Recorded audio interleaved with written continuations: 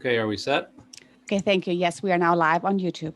Great, thanks. Let's go ahead and get this this meeting started. I appreciate everybody's willingness to sit in today, and if anybody has power issues or anything like that, we'd fully understand if you need to drop off. But this is the first meeting of the what subcommittee is this? Well, we're meeting to talk about regional project prioritization for the CVTA. And this is kind of an offshoot of the last TAC meeting where project prioritization was discussed, and Sulab Aryal and our staff presented an overview of the process that we are using at our TPO to prioritize projects for inclusion in our long-range transportation plan. There have been some discussions since before the CVTA even officially was formed that about project prioritization and what that means for CVTA projects. And this is primarily focused on the 35% that will be set aside for regional projects.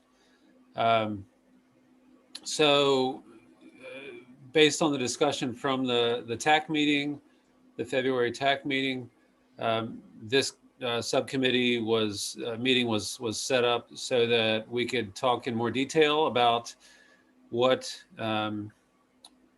preferences TAC members have for project prioritization, and to inform staff on any potential changes in how projects are prioritized from what we are moving forward with on the TPO side. I think, and this is really just a discussion. We don't have a set agenda for anything in particular, but I think from a staff perspective, and Sulab, jump in whenever you like, we have a process that's been approved by our long-range transportation plan advisory committee. We're moving forward with that prioritization process, and the discussion at the CVTA TAC was that's great to use as a foundation, but we may want to do some additional things, and I think that's where it stands now, and staff is looking forward to supporting the CVTA, but we really need a better understanding of what those additional steps or measures might be, so that we can plan accordingly and provide the resources to make those updates or changes to the prioritization process. So Todd, Dorona, you were both part of the discussion at the TAC meeting. I'd be happy to start there if you all have any specific comments, or just open it up for discussion. Yeah, this is Todd. Thank you, Chet. I think you kind of did a good summarization of kind of the discussion at the last TAC meeting, and as you pointed out, that's kind of why we formed this group. We appreciate everybody's interest in participation. So I don't have anything else to add at the moment. If Dorana or Barb or anybody else have any comments? No, I don't have any comments other than we got a lot of work to do and a short time to get it done. So probably should just roll into the agenda and keep things moving. Yeah, this is Diana. Yeah, I agree. I think that if the agenda is really just so we can have a discussion about the long-range transportation plan prioritization process, and really where and how that will be utilized for the CVTA regional prioritization.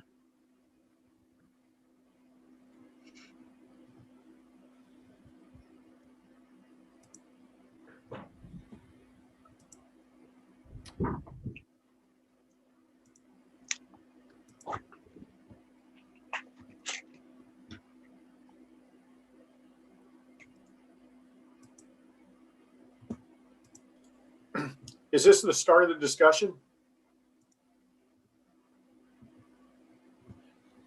It is. I'm pulling up the agenda so I can look at I guess the first thing to do is look at the code requirements, and then we can get into the discussion. Bear with me just 1 second. Chet, it looks like the first Nicole's thing faster than on, I am. hey, Chet, this is Barb Smith. Is the first thing on the agenda to nominate a chair and vice chair?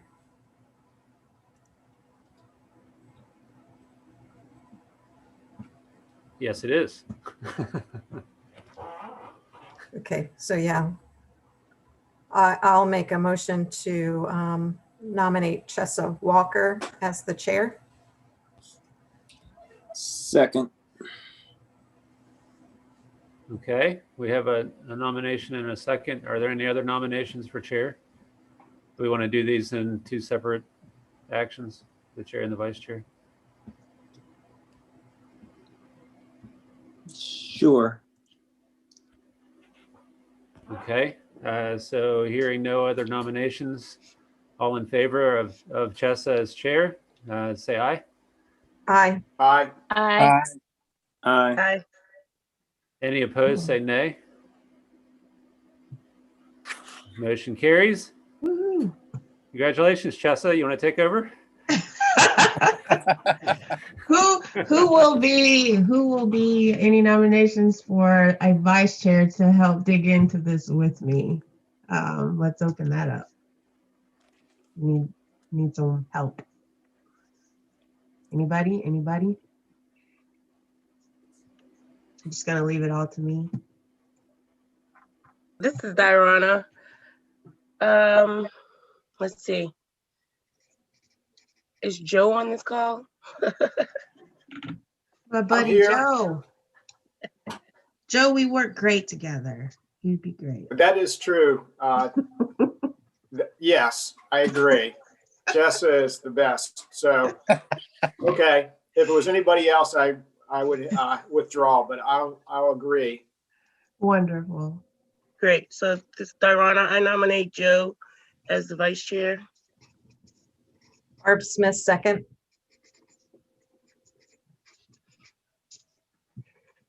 Oh, sorry. That's me. See? So I say, and bear with me. Are we take a vote? Okay. Everybody in favor? Aye. Aye. Aye. Aye. Anybody not in favor?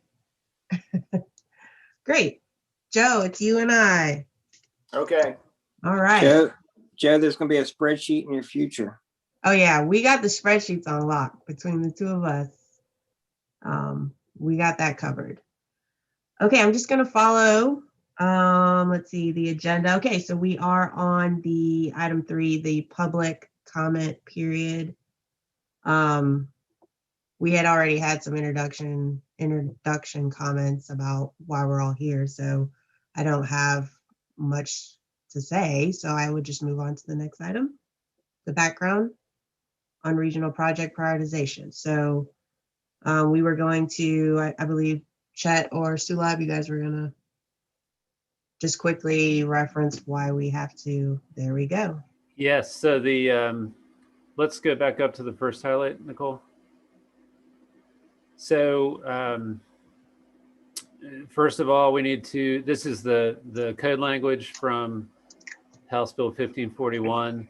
The first thing to set aside here is that 35% of the revenues collected by the authority shall be used for transportation-related purposes benefiting the localities comprising Planning District 15. So that's our regional focus. This is the funding pot that we're really focused on when we talk about regional prioritization and the process that we're honing in on. As you scroll down, the next highlighted section, Section H, the authority shall develop a prioritization process based on an objective and quantifiable analysis that considers the benefits of projects relative to their cost. Only projects evaluated using such process may be funded pursuant to subdivision D1. So that says that we have to have a quantifiable analysis that tells me that it needs to be based on data, and it needs to do a benefit cost assessment for the projects. And only by going through those two steps can a project be funded successfully with CVTA revenues. I think that's the extent of the highlights from the code, but that kind of sets the table for why we have to do a prioritization process for the 35%. 10-4. Timeline. Chad, I didn't know if you had any, I mean, go ahead. Yeah, I think the timeline is as soon as able. I know Yep. that, I mean, this is driven by many of you. We are, the staff perspective is, we are developing our prioritization process, which is 100% data driven for the long range plan. And it is, I would say probably half of it is based on our travel demand model and some of the extra tools that we're building into it for this round of the long range plan. So because of that, we expect to have the priority list of projects, Sulab, I think by, I'll say April. Is that reasonable? Yeah, by April end, that's it's a moving target, but I think April end would be really good. Yeah, so I think from staff perspective, we would certainly recommend using that same prioritization tool. And so that would set a milestone for the CVTA. I mean, obviously it's up to the TAC to decide if that's sufficient or if there's something else that you all want to do to recommend to the authority. But I guess that's the staff viewpoint right now. Okay. I think from the local perspective, timeline wise, is as soon as possible so that we can, I'm sure everyone is going to be feeling the pressures to start, progressing their regional projects along. So the sooner we can get to an agreed to process, the better. So I open up to the group. I mean, I guess when we go to the next item, which is opening it up for discussion, we can circle back to how often we think we need to be meeting, but we probably, my thoughts, and I'll ask everyone else's, maybe every other week to keep this process moving along would be what I would offer up as an initial frequency of, how often we should be meeting until we get some traction. So I offer that up to everybody else if as a how often we think we should be discussing these items. Jess, this is Todd. Yes. I think every other week is probably reasonable. As we talked about at the TAC meeting the other week, we know this is an item of great interest to the board members. It comes up at every finance committee meeting and as well as a full meeting. So I know that they're very interested in how the process is moving along. So certainly every other week gives us a good start on it. And that's contingent on everyone's schedule and finding day. It may be 2.5 based on when we can all find a common time and date, but we'll shoot for that. And then we can always adjust as we start to dig in more as necessary, but okay. Anybody else on timeline thoughts? Sounds like we all agree to push. Jessa? So, yes. This is Barb. Barb. Yes, ma'am. Should we set kind of a goal line for completion?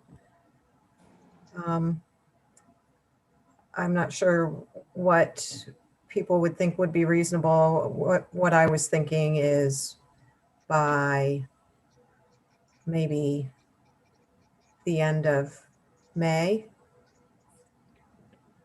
Where are we at? March, April. It's gotta, 2.5 but let months. me see if I'm really understanding. So once we develop a recommendation, it's got to go to TAC. Then does it have to go to finance and then the full authority, or is finance kind of, is it just the full authority? It'd be nice if we could get it all in place by July 1. And I know it's got to route through all these different groups. So I don't know how much time we need to add in for the back end to make it. Chet, do you know about the, does it, I don't think there's anything set in stone, but if we're talking about the process for setting the priorities, I don't think that needs to go to finance. But I think once there's projects to consider, it makes sense for everybody to be able to weigh in before it goes to the full authority.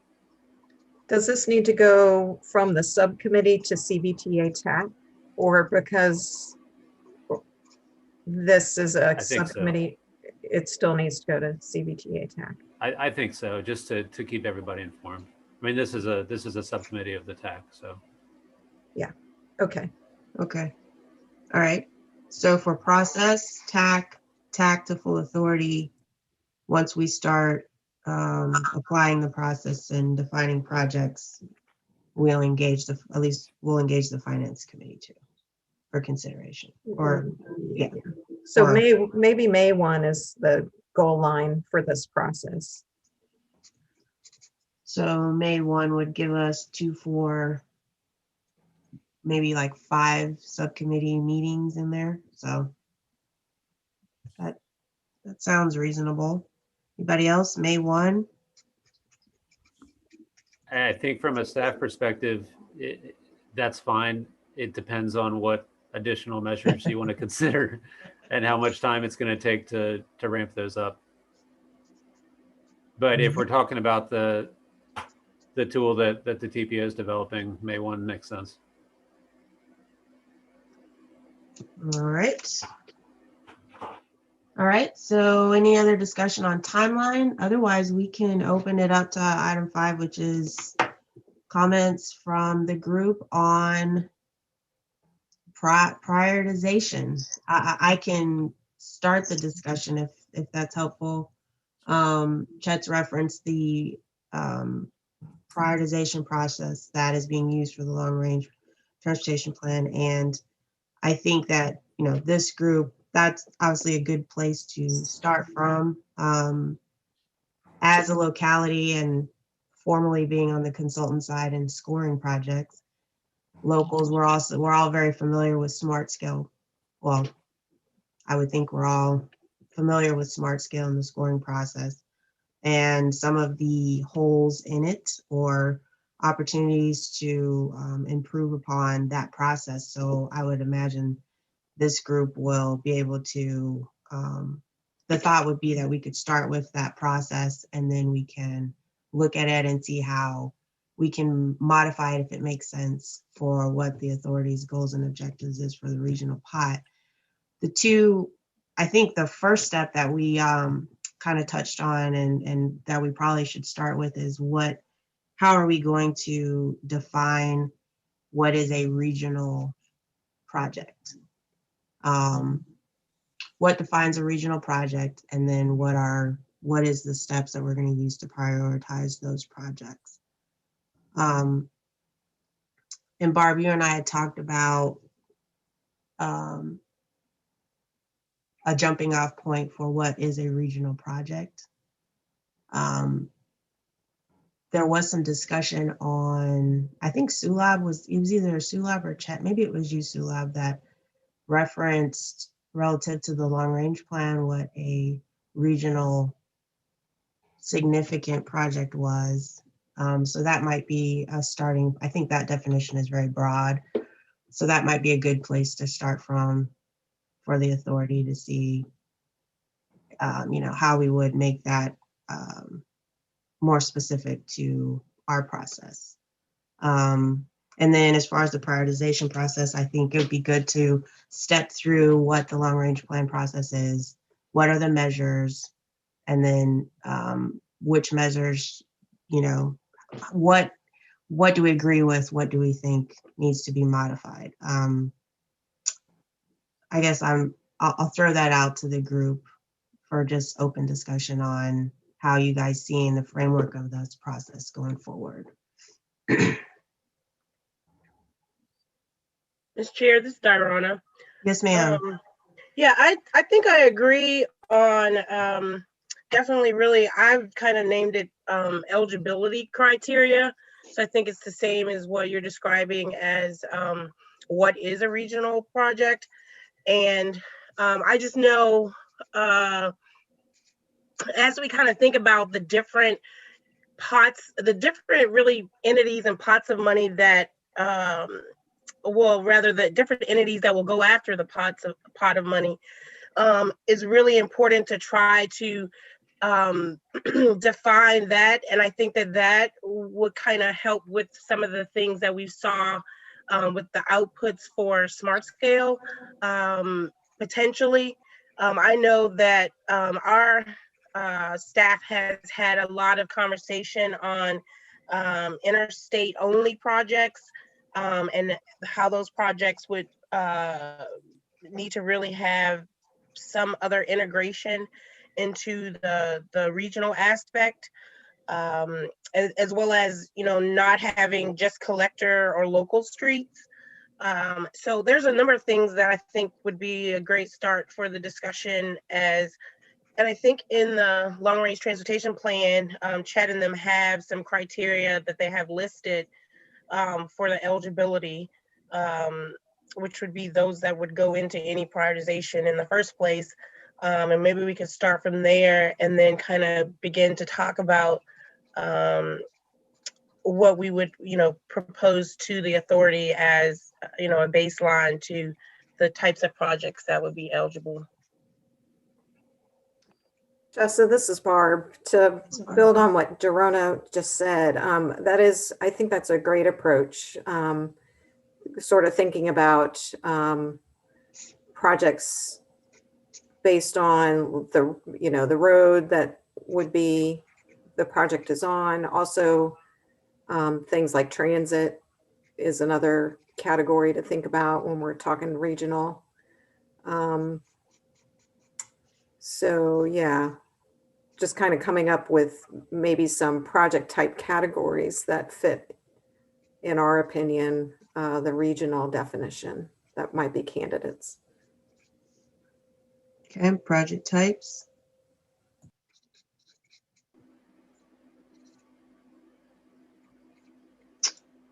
Any other initial thoughts on regional definition, eligibility of a regional project?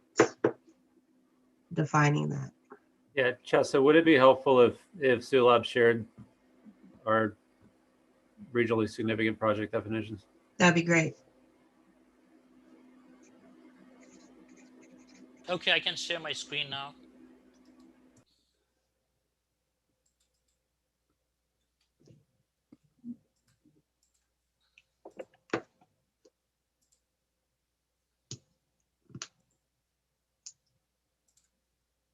Yeah, it's hidden in the other screen. Yeah. There you go. Yep. So it was difficult to define a regional project because it's we have to base it on some federal code, and the only thing I think which has that reasonably significant definition is from the air quality. This one, CFR 451.104. That's the only one which has some, and it's kind of vague. It just mentions that for air quality conformity, since it's model based, anything which would be able to be coded in the model should be reasonably significant. So that was the baseline, and based on that, we further expanded the projects. Obviously, the projects in the LRTP should have some kind of magnitude, and in the regional travel demand model, mostly it's major collectors and above, which are coded in the model. If there is a transit or if there's a bus stop, then minor roads, even local roads are coded in the travel demand model. So if transit is there, otherwise only major collectors and above. The other thing for LRTP is that we have to develop a project prioritization process which works for all different modes. So I believe that CVTA, since 15% is already dedicated to transit, I don't know if transit projects would be considered in this part, but definitely not rail projects or bridge projects, which we have to look as well for the LRTP. The only thing I can think of is obviously roadway projects and maybe active transportation projects along the roadways. I don't know if any trail projects. I think trail projects would qualify as well. So this is what we have for the roadway projects. So basically the same thing, projects on roads included in the travel demand model, basically major collectors and above. And major things like capacity change, if we add or remove lanes, use of lanes. We don't have any HOT or HOV in interstate or any other system now, but could be a possibility later on. Or bus only lanes, if we have a BRT and then we make a dedicated bus only lane, that's a significant change. Realignment, extension, relocation, it's not black and white, but if it's a major road and we want to extend it, let's say the extension of Woolridge Road in Chesterfield, that's a major project. So relocation, if you're relocating some major routes, major corridor, that's important. Obviously, new interchanges, interchange modification, that's definitely regional scale. Overpasses, underpasses, and then major intersection improvements. So at least one out of the two roads in the intersection, at least one has to be an arterial and the other has to be major collector. So only major intersection improvement.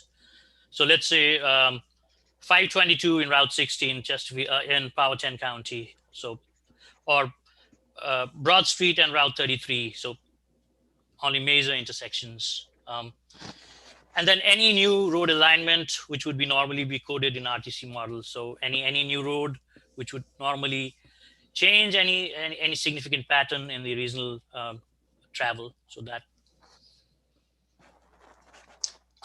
that's all for the roadway projects. And then I don't think so. The CVTA would fund bridge replacement projects, but for us, we only try to list the major replacement of bridges. So as the federal performance measures requires, only the bridges which are listed in National Bridge Inventory and which are in NHS. So those were the criteria for us. For transit, new dedicated transit right-of-way, regional transit routes, transit service with limited stations and high operating speed, express bus, and then transit lines which cross jurisdictional border or link origin and destinations in different jurisdictions. And then we have the major transit transfer center, new or relocated one. And then for park and ride, more than 100 spaces, new park and ride or expansion of more than 100 spaces. So that was the minimum requirement. For the active transportation project, projects on segregated lane with dedicated right-of-way. And then projects which significantly contribute to filling independent gaps in existing bike pit network or are a part of larger multi-jurisdictional network. And then finally, if any bike or pedestrian directly connects and supports the existing transit system, even if it doesn't qualify for the first two. Again, for intermodal projects, basically capacity change, and it could be change in highways or navigable waterways or rail lines, which is linked to the regional hubs, Richmond Marine Terminal, Richmond International Airport, regional airports, major railway yards and stations, and major distribution and warehouse facilities throughout the region. And then new or relocated rail stations or major improvements. So the Staples Mill improvement, obviously, that does qualify in the long range transportation plan. So that was all our projects, and everything else. And then we also listed the other projects which might not be included, which would be included in the local and programmatic project. Those will still be consistent with the long range transportation plan, but it doesn't have to be in the long range transportation plan to be funded. So all these, Go ahead. yeah. So all these projects, rehabilitation and maintenance projects, safety projects, operational projects, any intersection improvements, which doesn't qualify for long range transportation plan, those would be considered local and programmatic project and would be consistent with the long range transportation plan, because normally they do satisfy one or more goals as laid out in the long range transportation plan. So bridge projects, anything which is not in the NHS but it's structurally deficient. Transit project, new bus bridges, bus shelter or stop improvements, transit maintenance or operation of facilities, and then park and ride, less than 100 spaces, TDM programs. For bike ped projects, bicycle and pedestrian infrastructure within or adjacent to the existing right-of-way. And then intermodal projects, all maintenance of purchase, and which is not listed in the previous long-range transportation plan category. And then ITS projects, planning studies, including pre-only projects, and then all other projects not specifically listed in the regional list, but which meets the one or other goals for long-range transportation plan. So I think that's it in a nutshell. And we tried to keep it black and white. It was difficult to do that. I think many MPOs don't define that and try to keep it vague so that they can decide on mutual consensus that this project should be an LRTP or not. But I think many MPOs, including Hampton Roads, they have a cost factor, I guess. Only expensive projects. I don't know what the cut is, maybe 20 million or 25 million. If it's more than that, then it's generally included in the LRTP. All right, thanks, Sulabh. Thank you for that. If you could keep this up, yeah. Anybody have some initial thoughts as a starting point? Actually, I will recognize Jennifer DeBrill. You said you had a question regarding rail. Yeah, thanks, Chessa. I just wanted to ask Sulabh about the definition for intermodal and rail. And to give you some context, we have applied for and successfully competed for funding through the Northern Virginia Transportation Authority for the Transforming Rail in Virginia initiative at one distinct component that's tied to enhancing passenger rail capacity.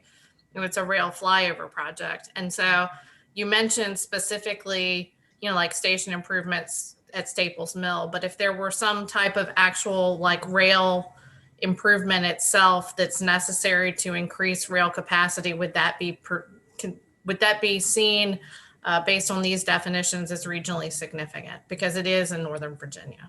Yeah, I think that's the case. Any changes like grid separation for better rail service or any addition of any lines, those would definitely qualify.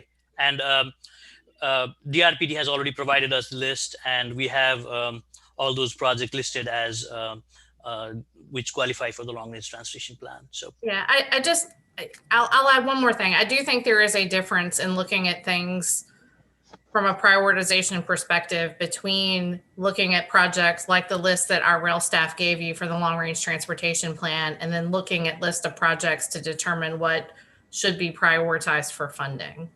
And so I just want to make sure that we're not like heading down a path with a definition or something that's going to preclude projects that, like, I don't foresee us coming to CVTA, but I also don't want to preclude a definition to preclude something that would be regionally significant in terms of mobility. Sulab, this is Barb. Mhm. So the second bullet in number 5, that where it says new or relocated rail stations or major improvements or major rail improvements is sort of where that would fit. Mhm. Yeah. Right. If I can keep going, Chessa, Yep. I think a challenge we're going to have is coming up with a eligibility definition that is not so broad. You know, I think the long range plan certainly needs to be broad and inclusive so that we really are showing folks what is planned for the next 20 years. For this process, I think we do need to narrow the focus to a certain degree, or we're going to be faced with a big workload kind of task in trying to prioritize the projects for funding. Should we go through each of these and kind of talk about each of the bullets and say what we like, what we don't like? Yeah, let's do that. I'm good with that. Jessica, before we do that, this is Todd. I have a question. Yes, sir. And Jennifer raised a good point regarding Northern Virginia Transportation Authority. I know a number of us did a lot of background research in the development of the legislation that resulted in the CVTA, but I don't recall any deep dive into looking at how Northern Virginia defined and prioritized their regional funding, which is I think 70% of their revenues. We know Hampton Roads is really focused on the mega projects, so maybe they're not a good model for Richmond, but I think that's probably worth looking into on the Northern Virginia side. So I don't know if anybody has had the opportunity to do that, or if Jennifer or Mark or somebody else on the call already knows that information. I can put, I'm actually going to pull it up on my computer and I can just drop a link in the chat. Perfect. Thank you. Todd, I think that NOVA came up with a prioritization process really even before the authority was formed. They had developed a regional list of projects. They did not have a list of projects, Barb, but they had a legislatively mandated process, prioritization process that was developed. It's called HB 599, which that number's long gone, but that kind of set NVTA in motion. So they did have a prioritization process established before they had funding. Hampton Roads had a list of projects that they took to get funding. So they're really different, but NVTA is, you know, they did it before Smart Scale. It's worthy of some review because I think Todd mentioned it. I mean, the majority of their funding goes to regional projects. Okay, so that could be something that I can dig up and have for us maybe in more detail at the next meeting. I don't know. Yeah, you probably don't want to dig into that at this time. Is that something, Chet, that you guys can research and report on at the next meeting?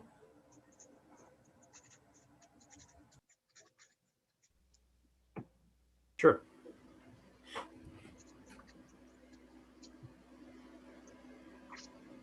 Okay. Barb, I think we left off with going through the bullets. Did you want to, I didn't know if you had any initial thoughts or anybody have any initial thoughts on the roadway projects? Any exceptions to this, additions, concerns, polls? I think for this one, if we added a little more specificity on the road type, you know, arterials,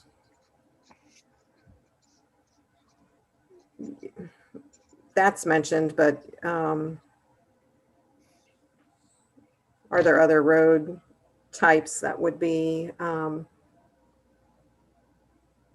that we should mention so that we don't have too many projects?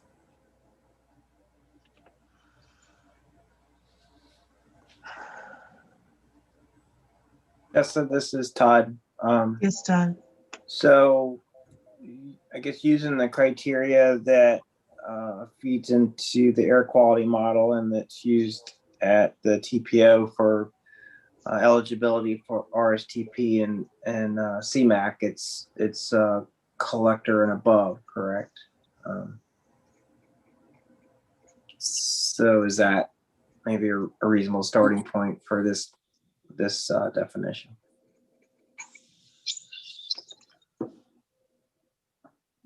You're muted, Barb. Should there be a volume consideration? That's what I was. Collectors with certain volumes and above? Volume threshold.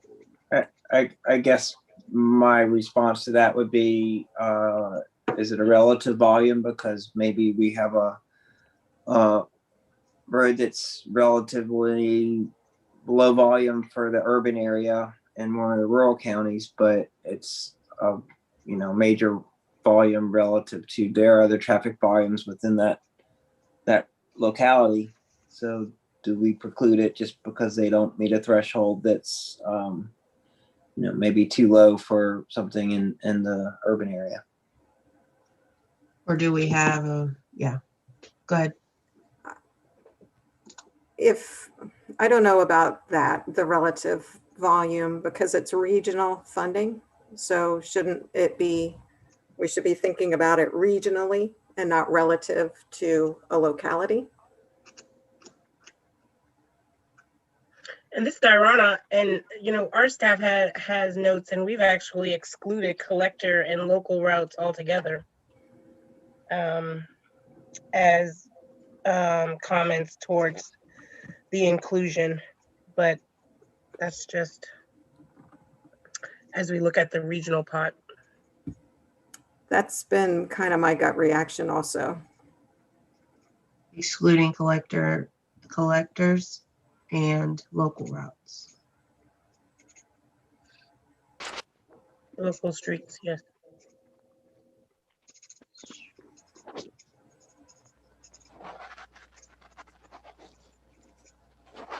All right. So some way to distinguish a threshold, and maybe that's simply like Garona pointed was to exclude and keep it more the arterial and up. Or to consider collectors of certain volumes and up.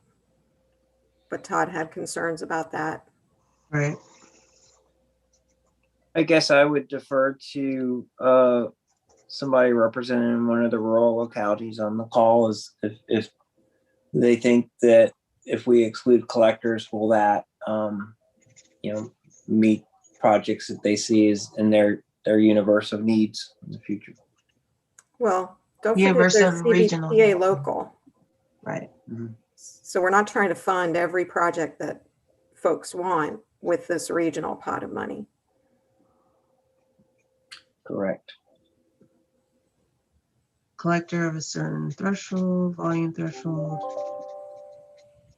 But yeah, we would like to hear from the rurals too, as we're going through this process, because, it might not occur to me something that is a need for them. Right. If you have, sorry, yeah, if you have a turn lane, if you have a lower dollar, let's say, turn lane improvement on a isolated turn lane improvement on a arterial or collector, is that considered a regionally significant project?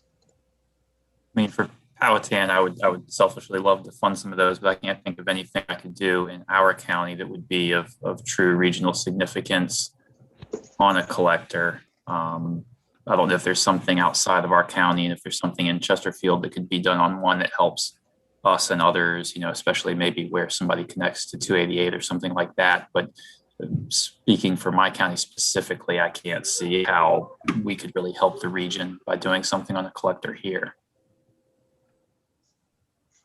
All right. Also, this is Tom Coleman from Goochland. I mean, this really is our first blush. And, if we're going to be restrictive and limiting it to arterials, and we'll work through that. If that doesn't work, then we can revisit it and expand the roads at a later date. I like that.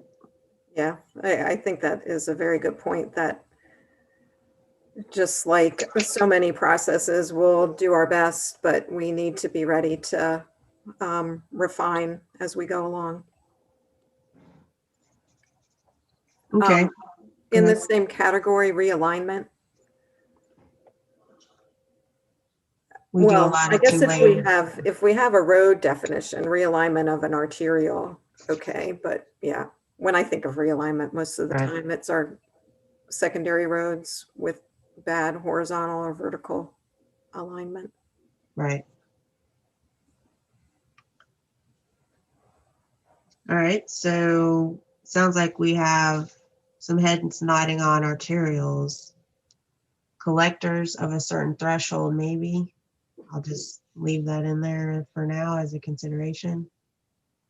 Jess, I have a question regarding point of clarification. Yes, sir. So by the roadway classification, are we referring to the VDOT road classification or the road classification in localities comp plans? Because sometimes they're different. They're different, yeah. I was assuming the VDOT as a universal reference, but that's if there's others' opinions on that. Because we all kind of we probably do it a little differently. I think the potential issue we're going to have where they don't necessarily agree, because I know this is the case with our long range plan, major thoroughfare plan, is that sometimes our roads are classed based on ultimate build out. So we're anticipating need for road improvements based on higher traffic volumes with surrounding development, whereas the VDOT functional classification is much more an existing condition reflection. So if somebody within the region is planning on expanding a roadway capacity that's in conformance with their major thoroughfare plan, then ultimately VDOT classification may catch up and reclassify it, let's say, from a collector to an arterial, but not until those improvements are already programmed and done. I do think that one of the shortfalls that we see with the smart scale process is the inability to look at the future volumes and do some work in anticipation of growth that we're expecting. So maybe it does make sense to use comp plan definitions.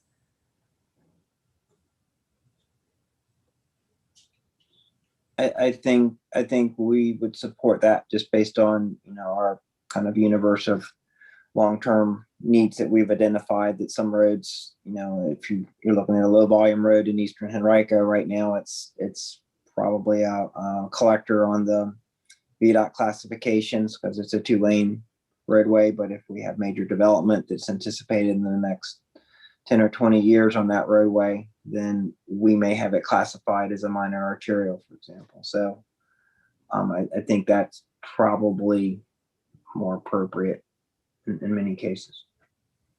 So functional class as defined by VDOT and or the local comp plans. Either one, right, will qualify. When we're thinking about comp plans, do we need to think about anticipated growth within some window? Like if it's at full build out, that could be forever. I don't know. Well,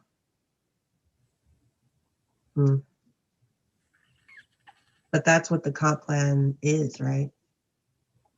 Those are considering build out, right? Most of them. Yeah, Maybe that'll get captured in the scoring.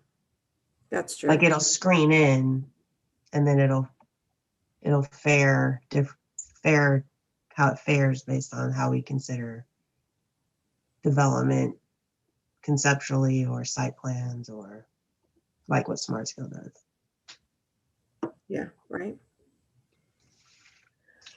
All right. So we've kind of worked through roadway projects. Anything else with roadway projects? We did interstates, then are in is where we ended up, right? I wasn't sure I was following Dorona with the comments on interstate to start with, but this is what I wanted to hear was that there should be some participation with other fund sources with interstate improvements, that it shouldn't, they're beyond regional, which is in the name, right? They're interstate projects. So it's my feeling that there should be some state participation in improving roads that are functioning as interstate, in the interstate transportation network.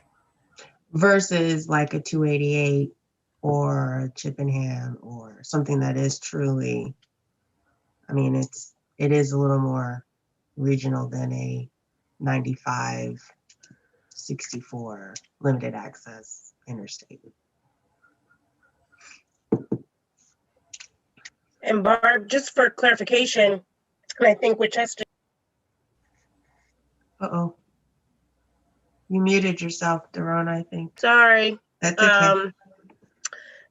Yeah, to what I completely agree with, the Chippenham Parkways versus the interstate. But to it, again, I agree with Barb that it's just really a interstate mainline only focused, and really if it has regional benefits to the locality, or there's other components to it that really enhances the localities within the region, then I think that there is an ability for that consideration. But yeah, just for improvements to the interstate, for the sake of moving goods from state to state or from one, out of our region, there should be limitations and or to Barb, some, I don't know if it's even a threshold of state funding applied to those.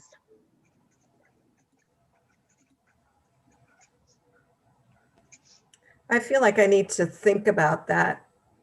Yeah.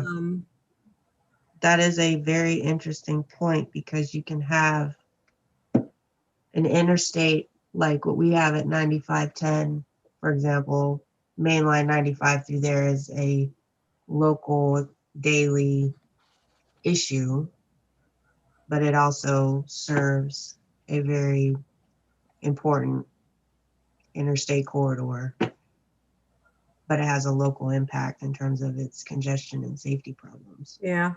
Interchanges, which are local, are on the list, called out explicitly, but to Darona's point, the mainline improvements or auxiliary lane type improvements that would flush those,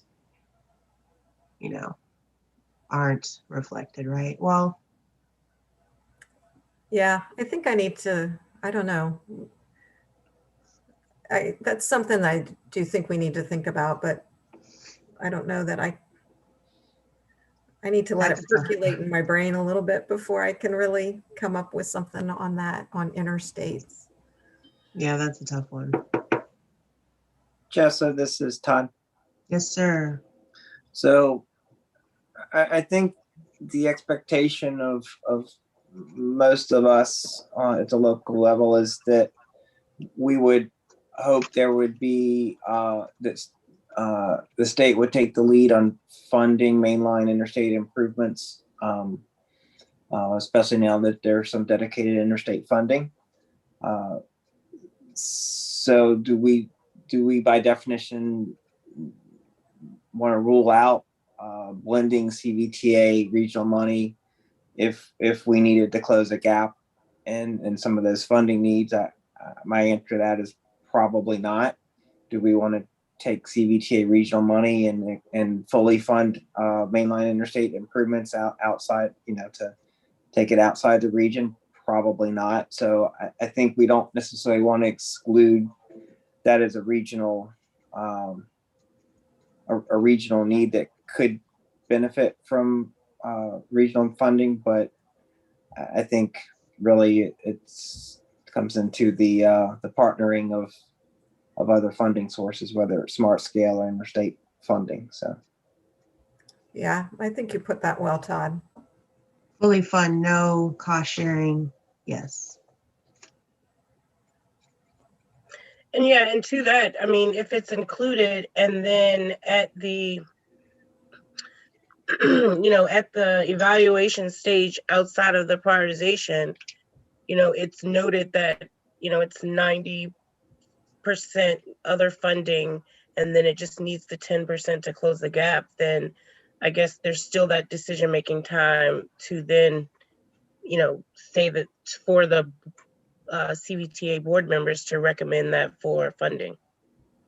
Yeah, and maybe it's, what some of those other majors do. They, in smart scale, right? They take their money and they fund the 90% with, they leverage it to get the last 10% on those big projects. Those projects for us then would probably be in the high priority pot to go seek out that last bit and use the authority money to leverage the last bit of that. That's what Nova and some of the other folks have been doing with some of their mega projects, is funding most of it and then getting the other funding through the high priority pot and smart scale. So that might be a great way to approach that.